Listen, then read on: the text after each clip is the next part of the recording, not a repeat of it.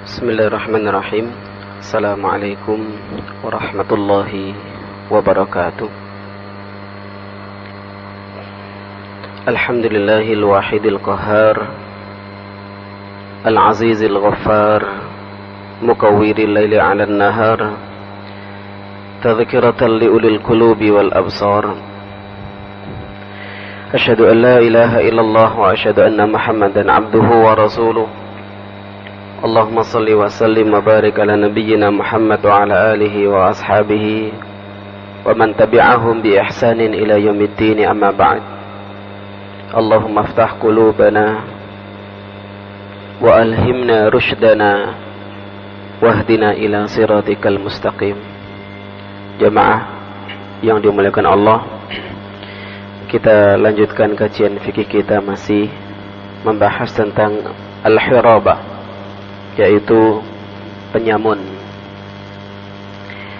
Seandainya penyamun itu, perompak itu, pembegal itu taubat sebelum ditangkap oleh yang berwenang, itu yang kita bahas. Taubatul muharibina qabla al-qudrati alaihim. Seorang penyamun, seorang pembegal, seorang perampok taubat sebelum tertangkap petugas atau sebelum dijatuhi hukuman yang lalu-lalu. Kaitannya adalah apakah tetap dieksekusi wa yarfa' anhum al-uquba al-khassa bil hirabah. Ketika sudah bertaubat, maka seorang hakim tidak boleh menjatuhkan hukuman kaitannya dengan hirabah. Jadi apa saja hukumannya kemarin Bapak?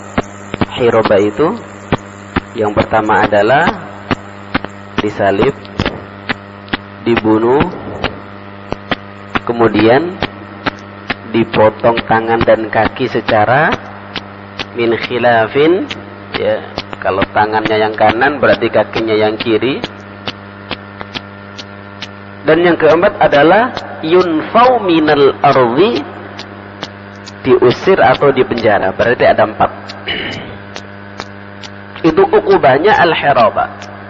Ketika sudah bertaubat sebelum ditangkap atau sebelum diadili, maka hukuman itu tidak berlaku. Ya. Berdasarkan firman Allah, "Dzalika lahum khizyun fid dunya wa lahum fil akhirati 'adzabun 'adzim illal ladzina tabu min qabli an taqdiru 'alaihim." Jadi kalau mereka itu bertobat sebelum ketangkep oleh petugas, ya, maka hukuman itu tidak jadi.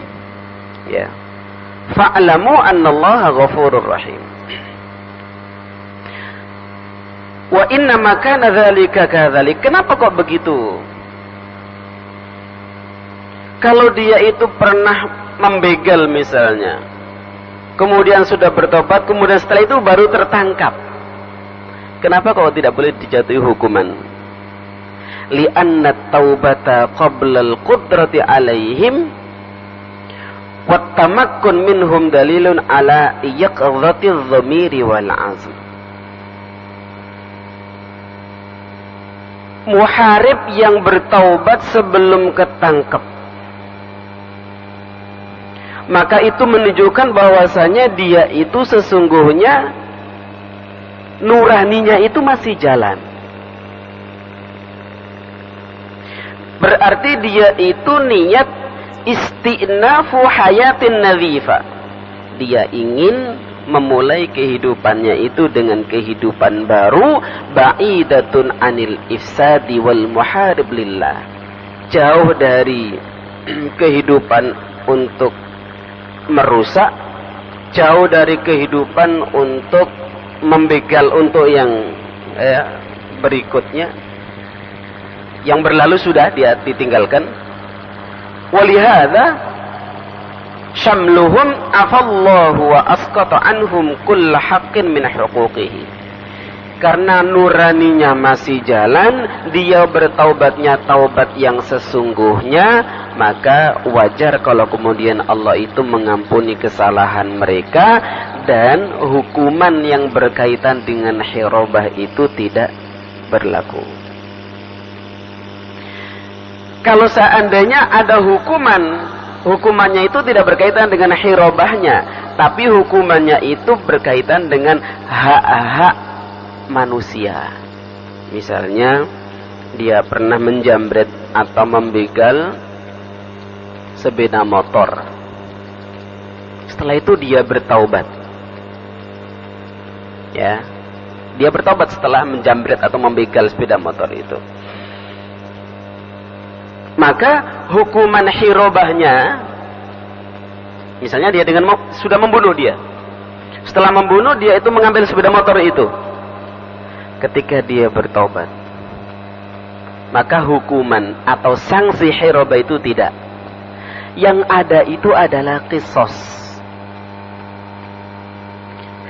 Kalau memang keluarga yang dibunuh, pemilik sepeda motor tadi itu mengampuni, berarti tidak dihukum. Ya. Intinya hukuman hirabah tidak ada. Motor yang dijamret itu harus dikembalikan kepada ahli warisnya kalau memang pemiliknya itu sudah dibunuh misalnya. Jadi intinya hukuman hirabah sudah tidak ada. Yang ada itu adalah hak-hak yang berkaitan dengan orang lain. Qisas misalnya, ya. Wa takunul uqubah hina idzin laysat min qabilil hirabah. Karenanya hukuman yang ada pada saat itu bukan berkaitan dengan hirabah. Wa innama takunu min babil qisas, tapi hukumannya atau uqubahnya itu berkaitan dengan qisas. Wal amru fi dzalika yurja'u ilal mujni alaihim. Karena itu urusannya diserahkan kepada keluarga yang tadi dibegal atau dijamret itu. La ilal hakim, tidak dibawa ke ranah mahkamah atau pengadilan. Ya, jadi urusannya berarti dikembalikan kepada keluarga yang dibegal tadi. Apakah ini diampuni atau tidak? Ya. Kalau misalnya keluarga menuntut, tidak, bapak saya dibunuh dia, kami nggak rela kalau dia dibebaskan, kami menuntut dia dibunuh. Berarti itu qisas. Tapi seandainya ya wis panjene takdiri bapak seperti itu, kami sekeluarga memaafkan kesalahan orang ini. Oke, berarti qisasnya tidak dijalankan. Ya.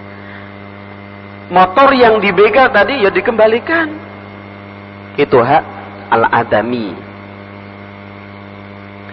Wali dami al-afu awil qisas. Nah ini. Ahli waris atau wali yang terbunuh tadi itu, dia punya dua pilihan, apakah mengampuni atau menuntut qisas. Wa in kanu qad qatalu wa akhadul mal saqata as-salb wa tahattumul qatl wa baqiyal qisas. Jadi seandainya pembegal tadi, penyamun tadi itu sudah kadung membunuh dan merampas harta, maka hukuman salib itu sudah dianggap tidak ada setelah bertobat. Ingat, setelah bertobat. Hukuman salib itu tidak ada, hukuman bunuh yang dijatuhkan oleh hakim juga tidak ada. Ya. Wa baqiyal qisas wa dhamanul mal. Yang tersisa adalah qisas. Kalau memang keluarga itu menghendaki ya pati dibalas pati, ya dijalankan qisasnya. Kalau diampuni ya itu hak waliyu adam. Wa dhamanul mal, dan mengembalikan harta yang diambil itu. Wa in kanu qad akhadul mala saqatul qata' wa akhadat al amwal. Ya, kalau mereka itu penyamun itu tidak membunuh tapi mengambil harta, mengambil harta itu kan berarti mencuri. Ya, berarti hukuman potong tangan dan kaki itu tidak ada. Yang ada adalah dikembalikan hartanya. Ya. Kalau seandainya harta yang diambil atau yang dibegal atau yang dijamret tadi itu sudah tidak ada, maka dia dhamin. Dhamin itu artinya punya kewajiban untuk mengembalikan. Ya, itu dhamin. Jadi misalnya ada seorang penyamun yang taubat, ya, dia pernah menjamret motornya orang dan dia tahu, ya, maka dia ketika motor itu masih ada dikembalikan. Tapi kalau sudah kadung didol, sudah kadung terjual, maka penjamret itu yang taubat itu dia punya tanggungan untuk mengembalikan kalau dia sudah punya. فَإِذَا رَأَى أُولُو الْأَمْرِ إِسْقَاطُ حَقِّ مَالٍ مِنَ الْمُفْسِدِينَ مِنْ أَجْلِ الْمَصْلَحَةِ الْعَامَّةِ وَجَبَ أَن يَتَضَمَّنُوهُ مِنْ بَيْتِ الْمَالِ. Kalau seandainya pembegal itu, penjamret itu setelah bertaubat kemudian diputuskan oleh hakim bahwasanya harta yang telah diambil itu tidak perlu dikembalikan karena memang kondisi-kondisi tertentu misalnya, ya, maka negara punya tanggung jawab untuk mengembalikan harta orang yang diambil tadi. Jadi tidak kemudian wis diputuskan dia bebas dari tanggungan apa saja. Ya. Kalau negara memutuskan hal itu, maka negara punya tanggungan untuk mengembalikan harta orang yang dicuri atau dijamret atau dirampok oleh orang tersebut. Ya. Dari mana? Ya, dari Baitul Mal. Walaqad lakhasa Ibn Rushd fi Bidayatil Mujtahid aqwalul ulama fi hadhihi al-mas'alah faqal. Ibn Rushd mentalkhis, meringkas dalam masalah ini, ya, di dalam kitabnya Bidayatul Mujtahid wa Nihayatul Muqtasid itu mengutip beberapa pendapat ulama tentang taubatnya orang yang muharib ini. Yang pertama, ahaduha anna taubah innama tusqitu haddul hirabah faqat. Bahwasanya taubatnya muharib, taubatnya penyamun itu hanya menggugurkan hukuman hirabah saja. Ya, hukuman hirabah saja. Wa yu'khadhu bima siwa dzalika min huquqillahi wa huquqil adamiyyin. Adapun kalau dia itu masih ada tanggungan berkaitan dengan manusia atau hak-hak Allah yang lain, maka dia harus tunaikan. Contohnya begini, wong iki mari begal, ya, mari ngono sepeda motore didol, mari ngono dienggo omben-omben, mari omben-omben tobat, wis tobatnya nasuha. Taubatnya itu menggugurkan hukuman hirabah, ya, yang 4 tadi itu, tapi tidak menggugurkan hak Allah yang lain karena tadi dia itu minum, maka dia tetap dihukum karena minumnya. Pada masa Khalifah Umar, peminum itu hukumannya pernah 80 kali cambukan, pernah 40 kali cambukan. Artinya untuk hukuman hirabah tidak ada karena disuruh bertobat. Tapi karena dia juga pada saat itu melakukan dosa yang lain, minum itu, maka minumnya tetap mendapatkan hukuman. Ya, itu pendapatnya Imam Maliki. Pendapat yang kedua, al-qaulu tsani annaha tusqitu anhu haddul hirabah wa jami'u huquqillahi minaz zina wasyarabi wal qat'i fis sariqah. Pendapat yang kedua ini mengatakan bahwasanya taubatnya muharib itu di samping menggugurkan hukuman hirabah juga menggugurkan hak-hak Allah yang lain. Misalnya tadi setelah merampok atau menjamret tadi itu minum, ya bahkan zina, maka dengan taubat itu hukuman zinanya sudah tidak berlaku, hukuman minumannya sudah tidak berlaku, hukuman hirabahnya juga sudah tidak berlaku. Yang masih ada adalah hak-hak yang berkaitan dengan al-adamiyin. Kalau dia tadi itu ketika melakukan hirabah itu sambil membunuh misalnya, maka itu ada qisas di situ. Apakah keluarganya menuntut atau tidak?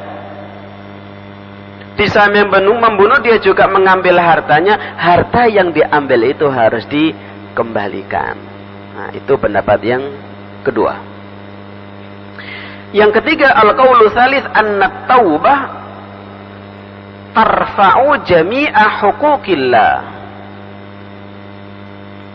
Bahwasanya dengan bertaubat itu seluruh hak-hak Allah itu hilang atau diangkat. Artinya dia tidak kena apa-apa. Wa yu'khadhu fid dima'i wa fil amwal bima wujida bi'ainihi. Yang tersisa adalah apakah dia itu dikisas atau tidak, dan hartanya harus dikembalikan kalau masih tersisa. Kalau pendapat yang ketiga tadi, harta yang dirampok itu harus dikembalikan apakah masih ada wujudnya atau tidak. Kalau tidak berarti dia itu dhaman, ya, punya tanggungan untuk mengembalikan.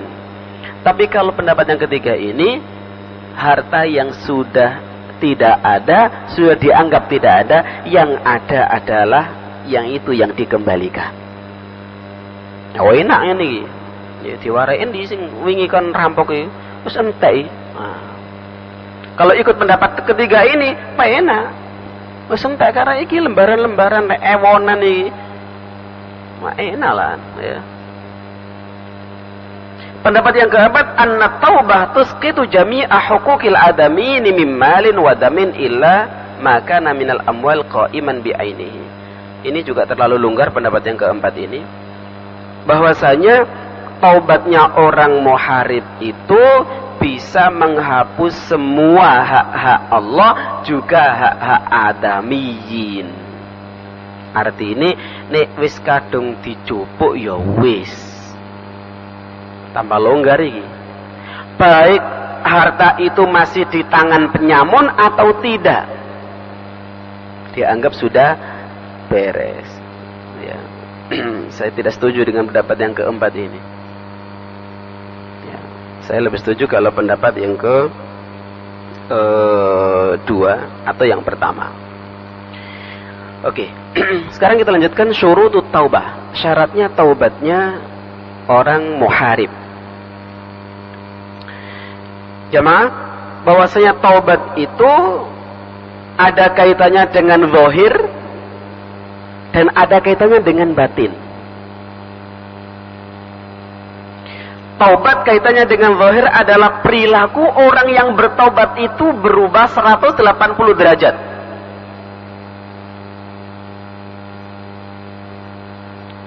Tapi batin ini yang susah kita ukur. Ya. Nah, fikih itu hanya melihat dari sisi zahirnya. Kenapa? Karena memang tidak ada ukuran untuk menentukan apakah dia itu taubatnya nasuha atau tidak. Siapa yang tahu? Tidak ada. Kita hanya melihat zahirnya orang itu sudah berubah. Ya. Litaubati zahirun wa batin. Wa nazarul fikhu ila zahir dunal batin alladhi la ya'lamuhu illallah. Tidak ada yang tahu hati orang kecuali Allah.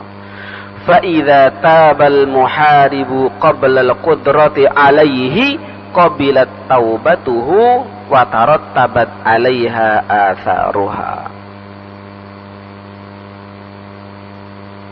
Kalau seorang muharib itu bertaubat sebelum ditangkap, maka taubatnya diterima. Dan ketika taubat itu diterima, berpengaruh kepada hal-hal yang mestinya dia itu dihukum, itu tidak jadi dihukum. Washtarata ba'dul ulama ayyasta'mana minal hakim fayu'manahu. Sebagian ulama kita mensyaratkan bahwasanya muharib yang bertaubat itu hendaknya mendapatkan perlindungan dari hakim, ya. Jadi dilindungi supaya tidak balas dendam keluarga yang tadi dizalimi itu. Wa qila la yushtaratu dzalika, tapi sebagian yang lain mengatakan enggak perlu. Pokoknya tobat ya tobat, itu urusannya dengan Allah. Enggak perlu mendapatkan keamanan, penjagaan dan seterusnya, ya. Wa yajibu 'alal imami ay yaqbal kulla taibin, dan ketika dia sudah menyatakan taubat, maka seorang imam harus menerima taubatnya. Artinya pengakuan bersalahnya itu harus diterima. Wa qila yaktafi bi ilqa'is silahi wal bu'di an mawatinil jarimah.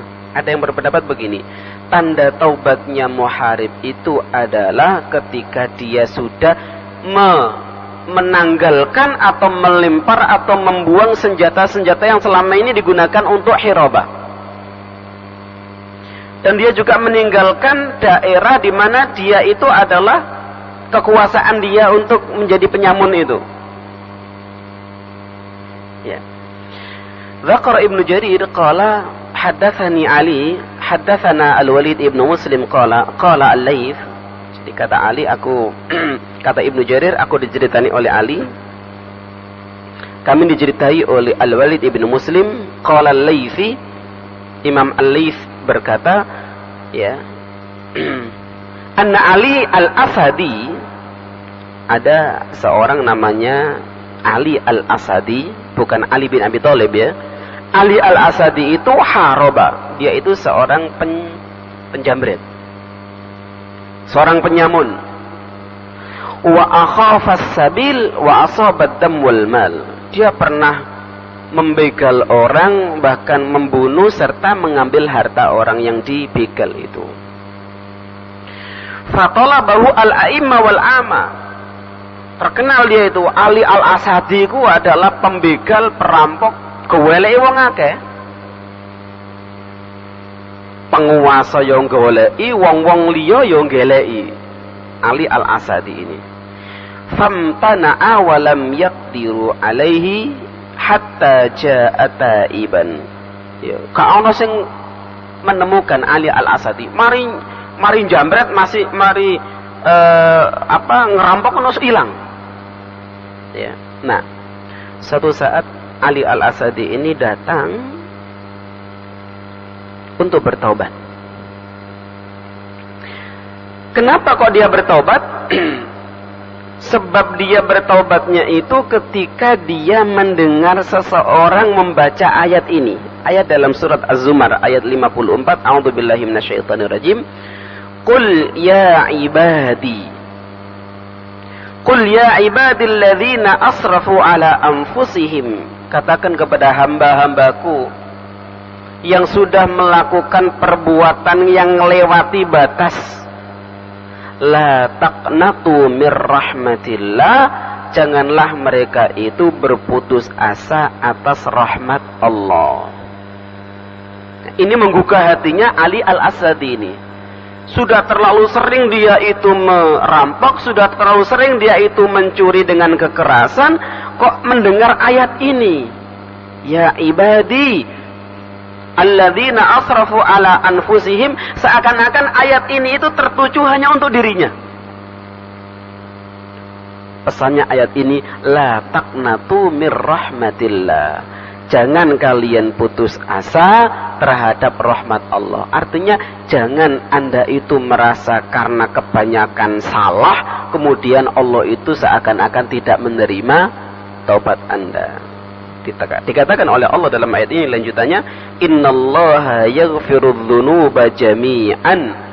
Sesungguhnya Allah itu menerima seluruh atau mengampuni seluruh kesalahan atau dosa-dosa kalian. Innahu huwal ghafurur rahim. Nah, ketika mendengar ayat itu kemudian dia tergerak hatinya untuk bertaubat. Fawaqafa alaihi faqala ya Abdullah a'id qira'ataha. Pertama kali mendengar ayat itu dia sudah hatinya sudah nyetrum gitu. Ya. Ya Allah, aku diingatkan oleh Allah. Sama Ali Al-Asadi menyuruh orang itu, wacaan mana itu? Ayat itu coba dibaca lagi. Setelah dibaca yang kedua kali, faghamida saifahu. Pedangnya yang biasa terhunus itu untuk membegal orang dimasukkan. Kelak, wis. Thumma ja'a ta'iban hatta qadimal Madinah minas sahar. Kemudian pada malam hari itu dia menuju ke Madinah. Sampai di Masjid Madinah itu waktu sahur sebelum subuh. Nyala ke petang Pak yo. Kono lampu nih, listrik gorong mlebu. Ya. Kono sing weruh niku Ali Al-Asadi, orang yang selama ini dicari itu. Faghtasala thumma ata masjid Rasulullah sallallahu alaihi wasallam fa shalla subh. Sebelum itu dia mandi dulu kemudian datang ke masjid. Thumma qa'ada ila Abi Hurairah. Dia itu loh memilih duduk di dekat atau di samping Abu Hurairah. Siapa Abu Hurairah? Sahabat Nabi yang menghafal hadis lebih dari 6.000 hadis. Fi aghmari ashabihi falamma asfaru arafahun nas. Jadi ketika duduk di samping Abu Hurairah itu orang-orang nggak ngerti kalau itu adalah Ali Al-Asadi. Sampai ketika setelah salat subuh orang-orang itu berguru pada Abu Hurairah. Nah, ketika sudah mulai terang baru ketahuan bahwasanya salah satu orang yang duduk di sekitar Abu Hurairah itu adalah Ali Al-Asadi, seorang penyamun itu. Nah, langsung orang-orang faqamu ilahi. Ya, iki Ali Al-Asadi, cekelan iki, tangkap. Akhirnya ditangkap. Ya.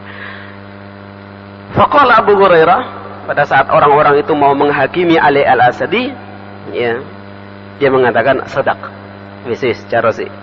Wa akhadha bi yadihi hatta ata Marwan ibnul Hakam. Dicekel, ditangkap Ali Al-Asadi itu kemudian dibawa ke seorang hakim namanya Marwan ibnul Hakam. Waktu itu Marwan menjadi amir di Madinah, wali kota lah, ya, pada zaman Muawiyah. Faqala hadza Ali ja'a ta'iban wala sabila lakum alaihi wala qatl. Kata Abu Hurairah menyatakan, wahai Marwan bin Hakam, ini adalah Ali Al-Asadi datang ke Madinah untuk bertaubat. Karena itu la sabila lakum alaihi wala qatla. Tidak ada alasan bagi kalian untuk membunuh dia atau untuk mengeksekusi dia. Fataraka min dzalika kullahu. Kemudian sudah ya ditinggalkan. Qala wa kharaja Ali ta'iban mujahidan fi sabilillahi fil bahri falaqur rum fa qaranu sayfahu safinatahu ila safinatin min sufunin faqtahama 'ala ar-rumi fi safinatihim faharabu minhu ila syaqha al-akhir famalat bihi fagharaku jami'an. Yang pada akhirnya setelah bertobat itu Ali Al-Asadi ini menjadi pejuang muslim. Dia termasuk pejuang yang ikut berperang melawan tentara Romawi. Ya, tentara Romawi. Ya. Karena taubatnya sudah diterima oleh Allah. Dan kemudian karena dia sudah betul-betul bertobat, hukuman yang mestinya diterima sudah tidak ada. Ya. Kalau seandainya hukuman itu masih ada, tentu dia sudah dihukum dan tidak bisa ikut berjuang di jalan Allah. Buktinya dia masih bisa berjuang di jalan Allah. bisa berjuang bersama kaum muslimin yang lain untuk berperang melawan tentara Romawi. Nah, ada yang ditanyakan? 10 menit atau 11 menit. Assalamualaikum warahmatullahi wabarakatuh. Waalaikumsalam warahmatullahi wabarakatuh. Bagaimana hukumnya seorang muslim membunuh dengan tidak sengaja?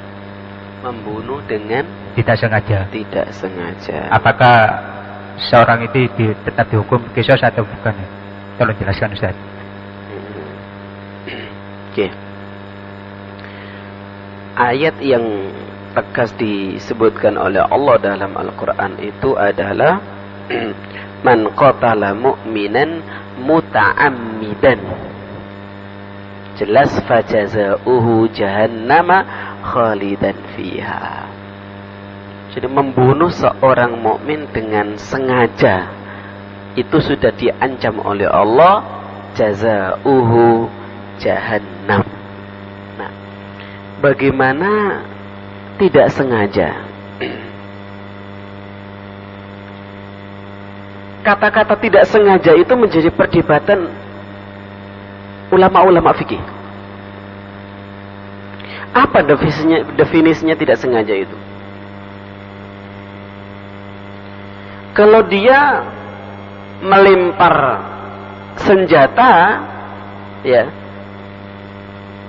itu jelas dihukumi oleh seorang hakim bahwa itu sengaja membunuh. Yang jadi perdebatan ulama itu adalah ketika orang itu mati karena kena lemparan sesuatu yang sesungguhnya tidak membunuh.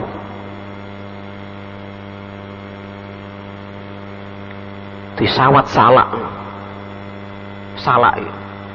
disawat mati. Maka biasa atau wong disawat salak nah mati. Disawat rambutan no mati. Ya.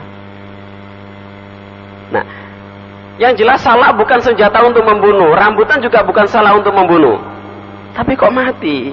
Nah, ya. Nah, ketidaksengajaan itu kayak apa? Itu pasti nanti diadili oleh mahkamah. Apa wujud ketidaksengajaannya? Misalnya apa? Gak sengaja piye misalnya? Suatu misal ada perampok Ustaz. Ngerampok? Ya. Dia kan sendirian. Dia itu bawa senjata.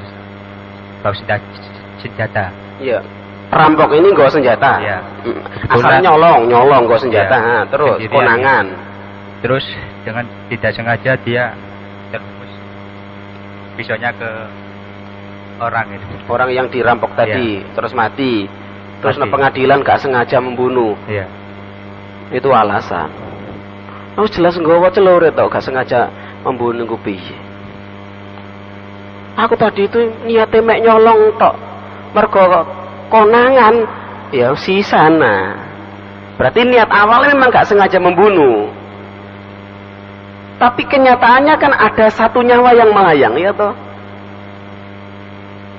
Tidak bisa dikatakan itu tidak sengaja itu. Meskipun niat awalnya hanya sekedar mencuri. Lah mencuri lah pokoknya enggak boleh celurit barang. Berarti dia sudah berniat.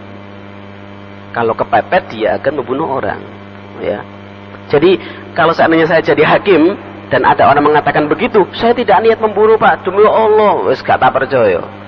Enggak niat membunuh kok nggawa senjata. Ya. Seandainya tidak membawa senjata pun kemudian konangan di dapur dia itu mencuri, refleksnya itu mengambil besi, ya, atau refleksnya itu mengambil pisau dapur yang ada di rumah itu pun dianggap sengaja untuk membunuh. Tidak bisa dikatakan tidak sengaja. Ya, tidak bisa dikatakan tidak sengaja. Senjata kok. Nah, embo be sampean sawat sandal lah mati ngono iku. Wong sandal itu bukan senjata untuk membunuh. Sampean sawat sandal kerfil lo mati. Nah, iku sing ya, mbo mati ini itu mbo kesawat sandal, mbo pancine jantungnya ya bermasalah ya. Jadi definisi tidak sengaja itu harus didetailkan ya. Nah, silakan.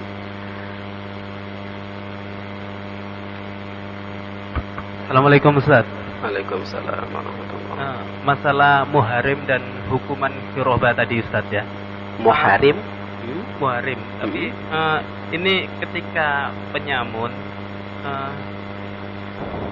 tidak diketahui melakukan secara kasat mata tidak dapat dibuktikan gitu loh. Tapi korban yang yang terkena itu ada gitu loh. Untuk membuktikan ini kan sangat sulit Ustaz. Iya. Itu cara memberi hukuman atau pembuktiannya itu gimana Ustaz? Terima kasih.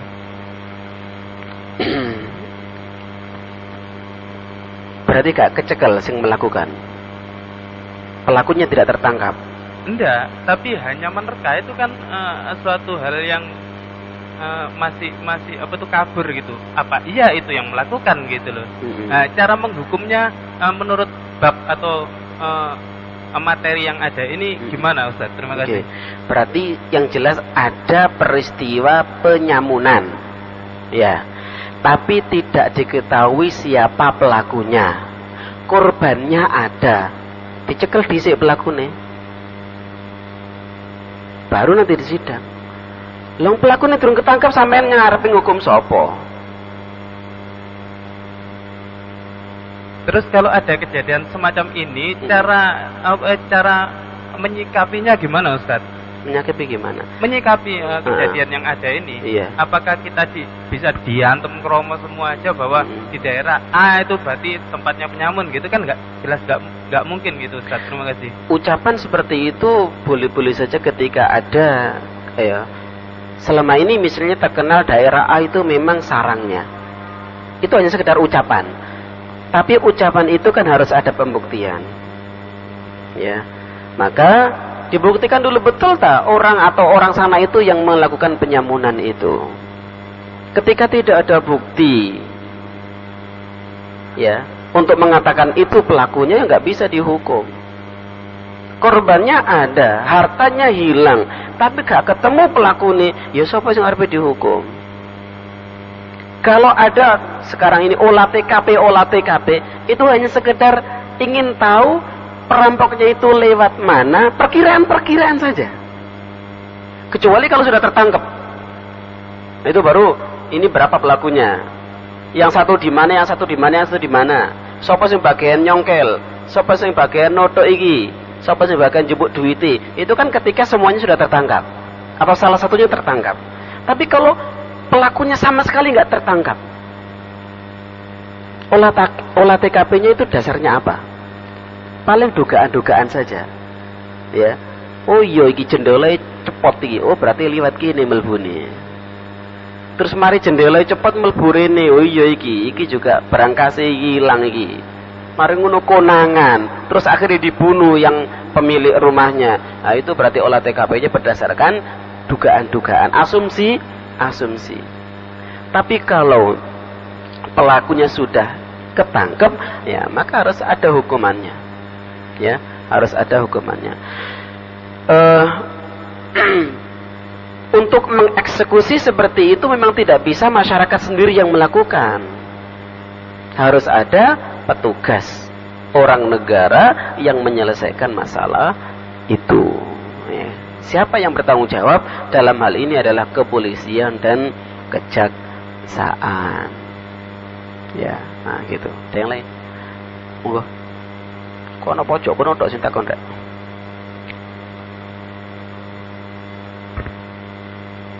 Yang perlu kami tanyakan Pak Ustaz, antara maling ayam, perampok sama korupsi. Maling ayam, perampok, korupsi. Itu hukumnya gimana? Ayamnya sak piro sing dicolong yo? Sak truk ya lumayan. Maling ayam kan hanya satu Pak Ustaz. Oh, satu toh. Sak karung yo akeh. Hukumannya lebih berat daripada lainnya. Tapi kalau korupsi, kalau hukumnya itu kok terlalu mewah deh Ustaz. Saya lihat di TV itu kalau korupsi itu miliaran, hidupnya kok kayak hotel. Gimana hukumnya itu Pak Ustaz? Terima kasih. Assalamualaikum warahmatullahi wabarakatuh. Waalaikumsalam warahmatullahi wabarakatuh. Tidurnya kayak hotel itu kan mergo tuku. Ya. Jadi saya amati di berita itu, memang dia itu beli, makanya bisa tidur seperti di hotel itu. Ya.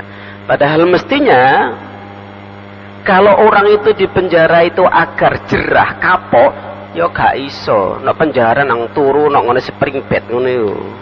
Ono asine, ono sembarangan, ini mestinya tidak boleh. Cuman ya itulah kondisi pengadilan atau hukum di negeri kita ini. Jadi mestinya nggak boleh. Karena penjara itu adalah untuk membuat orang itu jerah kapok. Lah nek turune nang spring bed ngono yo gak gelem mulai tambahan.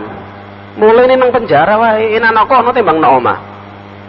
Ya, ASEAN, sembawarang ono, alat kecantikan ono, alat fitness ono, gak gelem mulai. Turu kono. Ya, nah, mestinya tidak boleh seperti itu. Nah, masalah hukuman ya, orang yang korupsi miliaran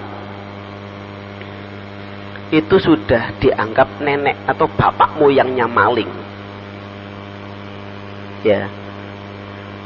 Nanti beberapa pertemuan yang akan datang mungkin kita membahas tentang hukuman pencurian, haddus sariqah. Kalau boleh saya cukup atau saya kasih mukadimah sedikit, bahwasanya pencurian yang pelakunya itu mendapatkan hukuman potong tangan itu tidak sembarang pencuri. Tapi mencuri pada batas-batas tertentu, dan dia mencuri itu tidak dalam keadaan terpaksa karena keluarganya tidak makan. Buktinya Umar pernah melepaskan pencuri karena memang dia itu mencuri dalam keadaan terpaksa, keluarganya tidak bisa makan. Ya. Nah, kalau korupsi atau koruptor, perampok, maling ayam itu kalau sekarang malah lebih parah karena tidak pakai hakim. Ya, hakimnya itu warga. Akhirnya gembuk sak durunge mateng. Ya apa diantemi wong sak kampung gak gembuk kabeh. Kadang-kadang mati atau meninggal sebelum sampai di rumah sakit. Nah, menurut saya tidak boleh terjadi seperti itu. Ya, ditangkap, dibawa ke yang berwenang, nah itu diselesaikan bagaimana. Ya mungkin karena masyarakat itu wis kadung pegel, ya tiap hari kok maling ayam iki hilang terus, nah akhirnya ya marah ya. Nah, jadi mestinya harus diluruskan. Artinya hukum itu harus ditegakkan. Kalau orang itu melakukan kesalahan besar, ya hukumannya setimpal dengan kesalahannya. Nah, sampai harus ikut ngoreksi juga hukum di negeri ini. Kayaknya sudah kelewatan Isya. Bapak hadirin sekalian, terima kasih atas perhatiannya. Kita akhiri dengan doa kafaratul majlis. Subhanakallahumma wa bihamdika asyhadu an la ilaha illa anta astaghfiruka wa atubu ilaik. Assalamualaikum warahmatullahi wabarakatuh.